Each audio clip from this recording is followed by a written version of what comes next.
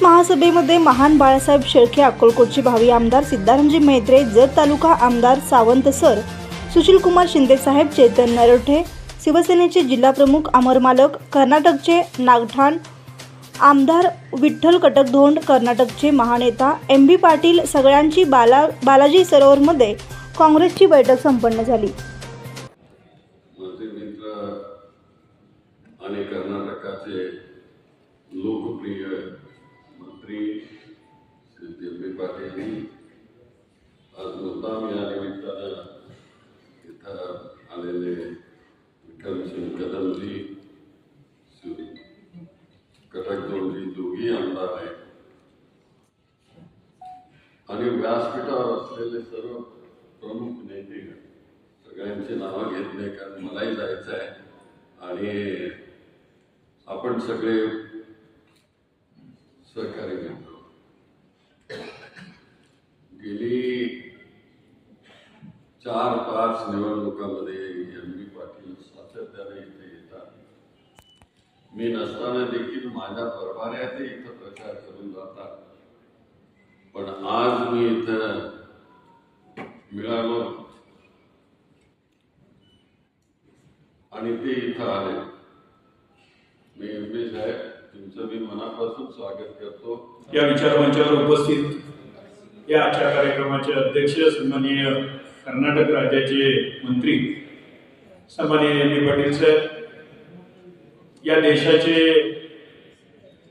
माजी मंत्री आणि महाराष्ट्र राज्याचे माजी मुख्यमंत्री सन्माननीय सुशीलकुमार शिंदे साहेब, ज्यांनी आपलं आत्ताच मनोगत व्यक्त केले, ते या राज्याचे माजी मंत्री सन्माननीय मेत्रे सर, त्याचबरोबर कर्नाटक राज्याचे विधानसभा सदस्य सन्माननीय आमदार कटकधोंड साहेब, या विचारमंचावर उपस्थित असणारे सर्वच सोलापूर जिल्ह्यातील पदाधिकारी आणि या ठिकाणी खास करून या सभेला उपस्थित असणारे या गडी भागातील आपण सर्व मतदार बांधव। खरं तर ज्या पद्धतीने मेत्रे साहेबांनी सांगितलं की ही देशाची निवडणूक आहे आणि ही देशाची निवडणूक होत असताना ज्या पद्धतीने गेल्या 10 वर्षाच्या कालावधीमध्ये बीजेपी गव्हर्नमेंटनं आपल्याला वेगवेगळे आमिष दाखवली। साहेब आमदार कटकधोंड साहेब, माननीय शिवराज साहेब, माननीय बाळासाहेब शेळकेजी, चेतन नरोटेजी, हत्तुरे साहेब, प्रकाश वाले साहेब, शिवसेनेचे जिल्हा प्रमुख माननीय अमर पाटीलजी, आज पहिल्यांदाच उपस्थित असलेले मार्केट कमिटीचे व्हाईस चेअरमन आत्ताच आलेत पहिल्या मिटिंगला म्हणून उल्लेख केला, माननीय शिवसेना दरोडे साहेब, माननीय हसापुरेजी, महादेव सावकार, मुंबईजी, अशोक जोपते साहेब, पद्मेश मेत्रे, उपस्थित सर्वच मान्यवर, माननीय समोर उपस्थित असलेले सर्व मान्यवर बंधू भगिनी, लोकसभेचा प्रचार शिगेला पोचलेला आहे।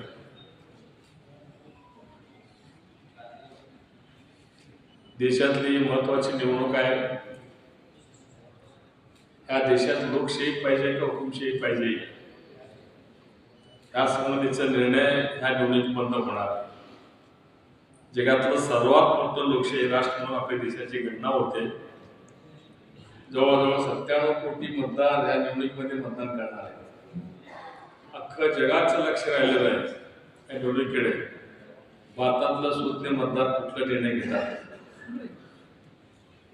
म्हणून फार जागरूकतेने आपल्याला आता मतदान करावं लागणार। तुम्ही बघितले 10 वर्षामध्ये त्यांचं काय कार्यकाळ होतं, हे मागचे 2 खासदार काहीच काम केले नाही, विधानसभेमध्ये बोलले सुद्धा नाही। मला वाटतं बहुतांश व्यापारी आहेत, शेतकरी आहेत ना, व्यापारी बंधू आणि शेतकरी बंधू आहेत काही उपस्थित असलेले का नाही? कासच फिरणारे इकडे तिकडे हेच विचारलं गप्पच. तुम्हाला किती त्रास झाला माहित आहे थामस. व्यापारी वर्गाला तर अगदी जीएसटी लावून तुमच्या मानेवर बसलेलं राक्षस जीएसटीचं. त्याच्यामुळे किती त्रास सहन करावा लागतो तुम्हाला. मोठे 15-20 मोठे उद्योगपती सोडले तर खालचे सगळे पाच सगळ्यांना झोपवले या सरकारने. शेतकऱ्यांचा हाल तर विचारायला नको. आणि बाकीच्या ह्याच्यामध्ये सगळं हम करे सो कायदा आहे. तुम्ही आमचं ऐकायलाच पाहिजे. नाही ऐकलं तर तुम्हाला जेलमध्ये पाठवू, तुमच्या संस्था बंद पाडू, असं त्यांचं सगळं चाललंय.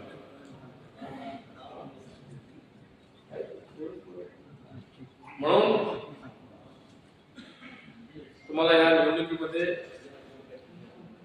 तुमच्या हाताखाली जेवढे लोक आहेत, तुमच्या ऐकण्याने जेवढे लोक आहेत, त्या सगळ्यासाठी तुम्हाला आता या 8 दिवसामध्ये प्रयत्न करावा लागणार. म्हणून उद्याची 7 तारखेची निवडणूक फार महत्वाची निवडणूक आहे. त्यासाठी आपण सर्वांनी काँग्रेसला सहकार्य करावं आणि हाताचं पंजावर आपल्या सहकार्यांचं, आपले जे कोणी ऐकतात त्या सगळ्यांचं आपण मन